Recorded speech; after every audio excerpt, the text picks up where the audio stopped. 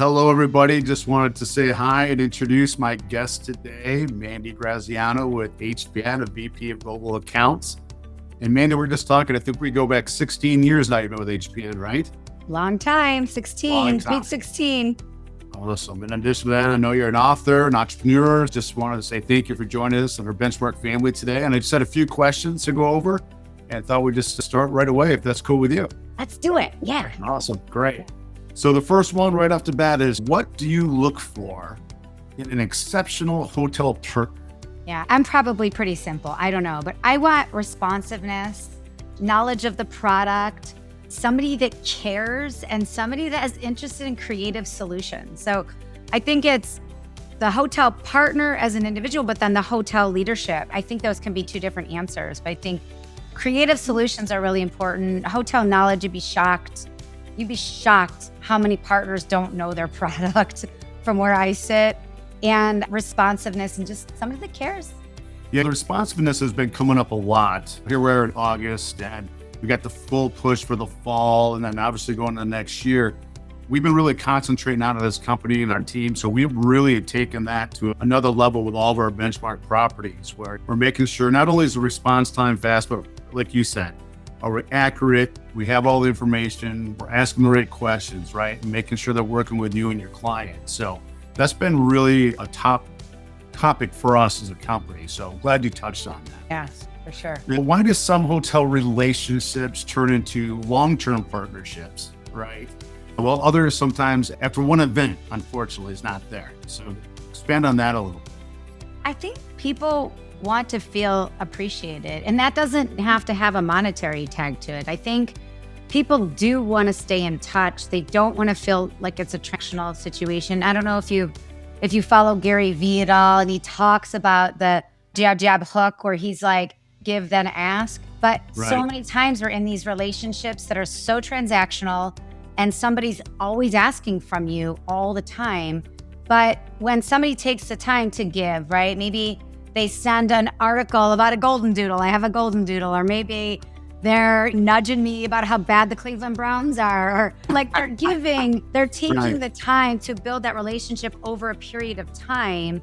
So then you're really just doing business with your friends, and you're doing business with people that care. I think people are really focused on the transaction, and they forget about there's human beings. And then once you get people to your hotel, getting them there and just knocking their socks off and delivering an experience, not because you have to, but because you really care to.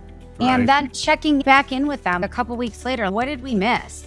What would you never do again that you did with us? What do you want us to repeat? If we never host your group again, what should we deliver to other people or other groups like you? I just think that pre, during, and post experience, and just really managing that relationship over and over again and moving off the transactional piece is important. And we know, obviously, your company, relationships matter. So many people talk about that in our industry. And I really strive to teach all of our teams within benchmarking. It's like building that real important. And a lot of my teammates have heard me say, is like, Mandi, I don't care about your first meeting. I care about number 20. So we get that first one in and we show, okay, we can do such a good job. Then how can we partner up? Continue to have the relationship that's going to go on for a long time, like you and I have. Yeah, I think there's a deficiency in building relationships too. I think people, they ask, how are you? Take how are you off the table. Like, what made you laugh? What gave you a giggle this weekend? Or what are you working on? What are you personally struggling with right now? I think even incorporating how people can say relationships matter all they want, but the proof's in the pudding. When you can actually feel that somebody's trying to build a relationship in a way that's sustainable and actually lasts, versus I am supposed to come see you because you're on property. How are you? Kind of when you're at the restaurant and the chef like checks in and you're like, okay, now somebody's watching me eat my food. Like there's like, well, how are you building the relationship? How are you asking the questions? How are you making it a meaningful interaction? I think that's important too. When you think about just how are you doing, to expand on that. I did a year review with one of my global sales team members yesterday, and the question I came up with, and I don't know where I got it, just came in my head, was kind of like, what have you done lately that you're proud of that I don't know about? Ooh, that's so good. What a good question. It was great to hear her response. And it was like, first, like, it was a great question. It was like, wow. And then to hear, it was like, okay, maybe I should have known that. But I'm okay, now I'm going to put that into my like you said, change. How are you? So this was just what have you done lately that I didn't know that made you proud personally? Yeah. And that was really good. So I see where you're coming from with that. It's cool. Awesome. So let's see, how can hotels become an extension of your team instead of just another vendor? You know, we talk about that. I think that goes with the relationships, but expand on what we can do there. I think anytime a hotel can make me smarter, I like that, right? Like when a hotel is sending me like, hey, look at this cool setup that we did, or don't send me your awards, that's great, but make me smarter. Did you know that this is a trend we've been seeing in the last 3 meetings? Or, hey, you might not have heard it, but here's an article about the airline situation right now. Just anytime you can make me smarter, I think that shows they want to be an extension.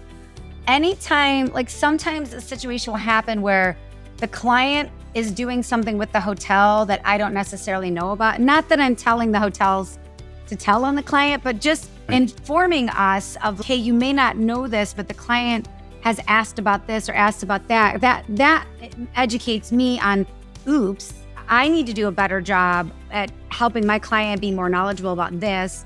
And then that makes me do a better job with the customer. So just really looking at that relationship as a whole. I also think showing up, like participating. Like I know I do these All About You adventure events, these curated small client events for my customers in different markets around the country. Right. I know Brian Aroni does some, and Mark Dahlman and Amy Wakovic, like different HPN associates do things.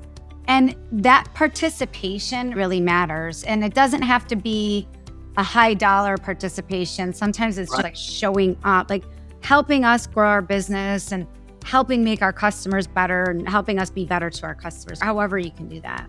Yeah, and actually I'm joining Brian in a couple of weeks in New York City, working with him and J-Mac, my business partner. He and I, we put together the benchmark destination experiences. So that within the team there, showing up, supporting the properties. And I'll be talking about that in the future too. I'll give a little shout out to Saddlebrook. We're doing one in November. So awesome. Yeah. So, you know, they've been around for a long time. We've just got done with a great renovation. So I was like, I know Doug's going to like this when he sees that we'll be doing a destination experience at Saddlebrook. So a little shout out to them. They're back. Awesome. All right. So one of the last questions I had was, tell us about a time when a hotel truly had your back, right? What happened and what made it phenomenal? I feel really lucky. I feel like I've had hotels have my back a lot more than not, actually. I think the first thing that comes to mind is not a stupid story. The first thing that comes to mind is an awful story. I had a client that was actually embezzling award points, and I didn't know it. And I think the hotel thought that I did know it. And they reached out to me and said, hey, the client's having us send points to this special account. It's not their account, and it just doesn't feel right to us. Do you know anything about it? I'm like, I don't know anything about this, but thank you for letting me know. And it launched this investigation where I was working with the leadership of that company. And this was like the first of many things this particular client was doing. I had struggled with this client for a long time, and I was on the precipice of firing the client. And it was the ammo that I needed, but this particular client was one of 8 in the company, and I really liked working with the company. This person was just a bad egg. Yeah. And if that hotel person hadn't listened to their gut and hadn't said, hey, off the record, does this feel okay to you? I wouldn't have known that, and I might have gotten in some sort of trouble because I'm sure I facilitated unknowingly, right? I'm sure I negotiated points for this person at some point. That's a weird story. That's the first one that comes to mind. And I think the hotel person listening to themselves and just caring enough about me to be like, you probably don't want to work with somebody like this, knowing I would have to make a tough decision, right? I've had other great hotels deliver these exceptional programs. And then if I can't be at the program, they'll take pictures or they'll take videos and they send them to me. I had one hotel, I couldn't be on a site inspection in Costa Rica, and they made little sticks out of my face. They brought me like Weird Waldo on the site inspection. And I went to see my client last year at their corporate office, and she's got my little head in the break room. I feel like I could go on and on about stories like that where a hotel person included me where I couldn't or shouldn't have been included, or where they really had my back and just questioned and tried to help me out. There's just been so many. Thinking just beyond the dollar signs and really thinking about the human and the person, really important. That's awesome. Oh gosh, I love the whole face thing and the stick. I can just see it. Well, that's awesome. Yeah. That's awesome. Well, those are the questions I have. But get away from that. How are you? What have you been up to lately? What's going on with your world? It's like, I know you, like I mentioned, you're an author. You got any new books coming up? You got anything going on? What's going on with your world? It's funny you should say that. I do have a new book coming out, actually. I have a book. It's going on pre-sale November 17th. It's called Business Bedside Manner, How You Show Up Matters. And it's a business approach that I trademarked, like registered trademark. I went through the United States government office and trademark and patent, and it got declined like 3 times. I had to write all these counter arguments to prove why business bedside manner belongs in the business community, and they finally accepted it. So it's a micro book. It's a little book, and it's a little over 100 pages, and it defines business bedside manner. And then it actually delivers questions that people can ask to develop a better business bedside manner, give some tech hacks. And then by the end, people will be like, oh, I know what my business bedside manner is, or at least I know what it is. Because I think strategically, like, we just wake up and wing it every day and cross our fingers and hope for the best. When we have a plan of how we want to show up, I think it matters. It's something I'm like really passionate about. So I've been working a lot on that with my publisher. Now we're in like the marketing phase. We're doing a lot of content recording and all that jazz. So I'm really, really into that right now. That's exciting. And for all the viewers out there, I had no idea. So this was not a setup or plug or anything. I was just literally impressive. That's awesome. Yeah. I want to thank you for your time. This has been fantastic. Look forward, obviously, to seeing you soon at the conference and working together in many of programs for our portfolio. And I know that everybody that gets to see this will want to work with you, and we're here for you. So thank you so much for joining us today. I just want to say thank you, because you and your company have been such supporters of HPN. You have dug me out of ditches before with clients where I needed help when the client needed help, and you were really there for us. So just thank you for your friendship and your partnership. And I know you're always razzing me about how bad the Cleveland Browns are, which is fine too. I'll take any of it, but just thank you for your being a great partner in crime. You're welcome, and it's great. And this is what we do, right? This is what we do, and we love it. And that's why we've been doing it for so long. And I look forward to keep on doing this with you for many years to come. So thanks. Thank you. All right. Thank you.